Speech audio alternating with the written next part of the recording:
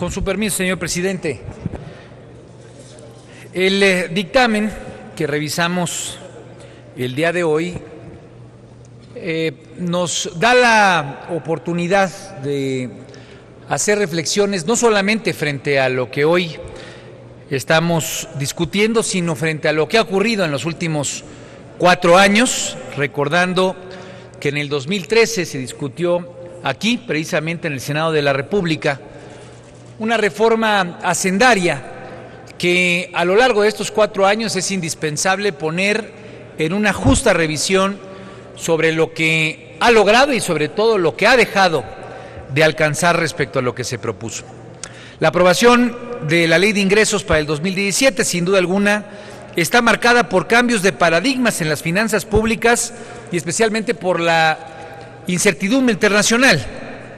Una primera necesaria condición de entender este paquete fiscal es que se acabó la economía del petróleo. Los ingresos que anteriormente dotaron de recursos para el gasto público han ido a la baja, no solamente por la caída internacional del precio del petróleo, sino porque la propia plataforma se ha ido agotando.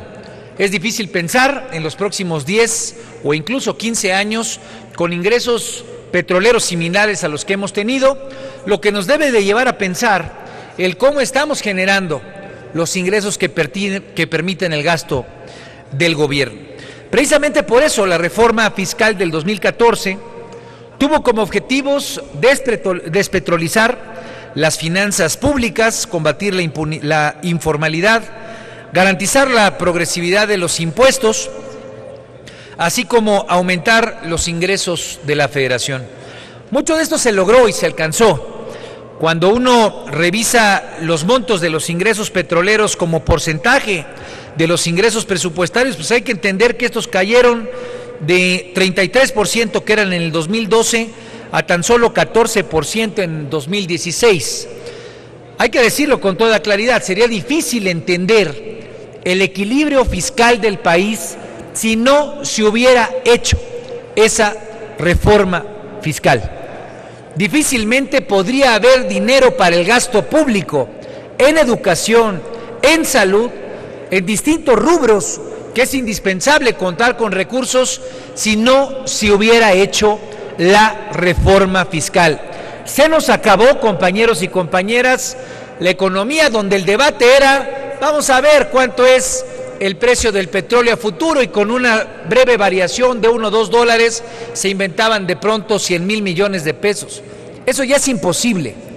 Y eso es importante tenerlo en contexto, porque aquí precisamente en esta asamblea, hace 3 años, cuando nosotros discutimos la reforma fiscal, ese fue el horizonte que estábamos definiendo. Se acabó la economía del petróleo y hay que empezar a pensar en cómo cada peso, cómo cada centavo, hoy que sale del bolsillo de los mexicanos y de las mexicanas, de las empresas del país, no solamente tiene que permitir una importante masa presupuestal para todos los recursos y para todas las necesidades que tenemos, sino especialmente tiene que ser eficaz y se tienen que rendir cuentas, porque cada vez es más derivado de ese gasto que están dando los mexicanos y las mexicanas.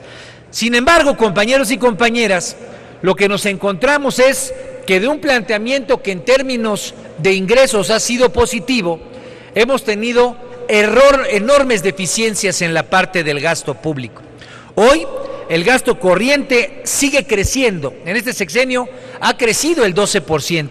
El gasto de capital no ha crecido en términos reales, pero al mismo tiempo también se ha incrementado de manera sustantiva el gasto en subsidios, en transferencias, donde muchas de esas transferencias y ese gasto corriente tienen que ver con la vida del colectivo público y no con la vida de la gente, con la vida de la burocracia y no con el beneficio a los ciudadanos y las ciudadanas. Es ahí, en la parte del gasto público, donde tenemos pues gran parte de las deficiencias, un aumento de la pobreza a 64 millones de pobres. Existe una enorme desigualdad en la distribución de las participaciones federales y una enorme discrecionalidad en cuanto se le manda a cada estado de la República. En obras se mantiene un régimen de discrecionalidad en la asignación y licitación a grupos favorecidos o incluso el retraso en el pago de los contratos. Cuando ustedes platican con los proveedores, es evidente que la forma en la que se transfieren los recursos está totalmente desfasado de la lógica económica elemental. Tenemos un grave problema, compañeros y compañeras, en cómo estamos gastando. Y en ese sentido, en este Senado de la República es importante que no nos quedemos con esta discusión de los ingresos como si fuera una discusión más. Esta discusión ha dejado claro, frente al recorte que está planteando el gobierno federal, que la forma en la que venimos discutiendo los ingresos, los egresos y la forma en la que se supervisa y se fiscaliza el gasto público tiene que cambiar de manera radical. No podemos pensar que frente a la caída del petróleo, que durante casi 30 años formó parte de la lógica anual de discusión de cómo funcionábamos como país, siga siendo la misma ahora que se ha acabado ese ingreso. Ahora necesitamos garantizar mayor rendición de cuentas, y aquí hemos hecho un debate muy puntual en términos del combate a la corrupción, pero al mismo tiempo necesitamos reformular la forma en la que se ingresa y se gasta para garantizar una verdadera eficacia en la forma en la que está funcionando el gasto público y la política fiscal para hacer un verdadero engranaje con los sectores de la economía que hoy no está ocurriendo. Precisamente por eso nosotros habremos de votar a favor de este dictamen. Sin embargo, queremos dejar muy clara la posición del Partido de la Revolución Democrática.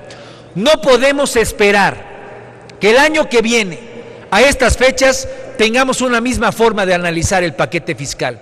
Se necesitan cambios en la esencia estructural de cómo tomamos estas decisiones. Y empecemos pensándolo en términos de las cámaras que representan al Poder Legislativo. No podemos pensar, compañeros y compañeras, que el paquete fiscal se siga discutiendo de manera dividida como lo establece hoy la Constitución. Sí, aquí se acuerdan los ingresos y después se va a la Cámara de Diputados a discutir de manera exclusiva el presupuesto de egresos. Eso no puede seguir ocurriendo de esa forma, compañeros y compañeras. Necesitamos legislar para que el Senado de la República, junto con la Cámara de Diputados, revisemos de manera integral el paquete fiscal.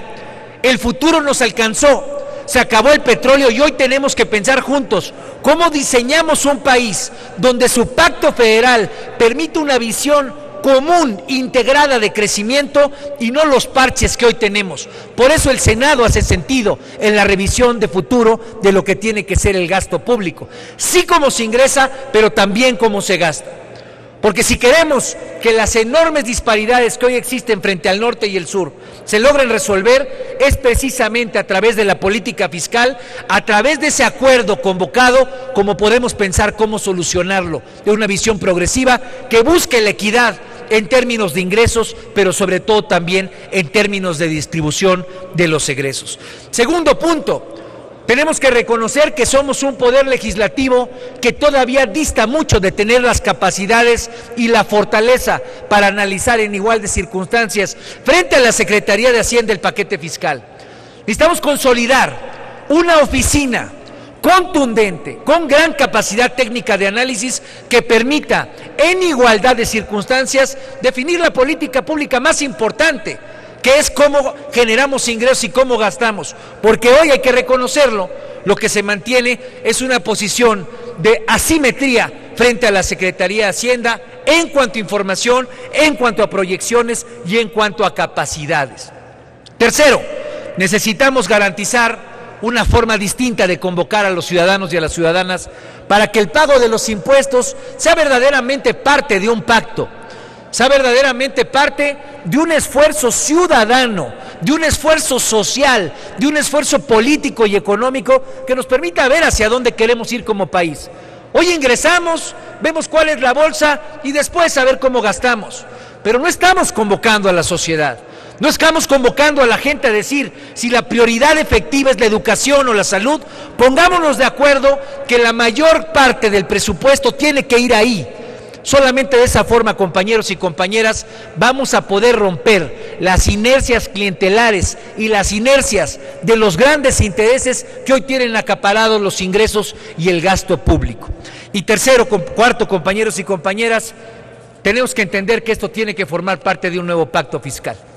Tenemos que cambiar la ley de coordinación fiscal del país, porque ya estuvo bueno que los gobiernos de los estados, y es importante decirlo aquí, en la Casa del Federalismo, estén acostumbrados a recibir el dinero, a extender la mano, pero a no ponerse de tú a tú en términos de ver cómo hacemos que las propias entidades federativas sean capaces de generar ingresos propios.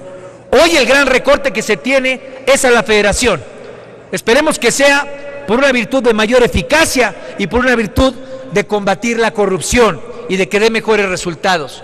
Pero si eso no lo hacemos en cada una de las 32 entidades federativas, compañeros y compañeras, vamos a seguir teniendo enormes distorsiones, donde las entidades federativas que hoy aquí representamos, 128 senadores y senadoras, tienen una inercia y que no están incorporadas en ese esfuerzo y que no estamos haciendo juntos el trabajo de convocar a todos los ciudadanos y las ciudadanas del país en construir una mejor visión de cómo construimos la economía de México. Es cuanto, señor presidente. Gracias, senador Armando Ríos Peters.